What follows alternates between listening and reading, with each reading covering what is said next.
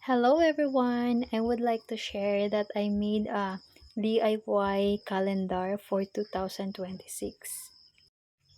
So as a remembrance of my quilling art, because I already sold them, I have three quilling arts that not yet sold.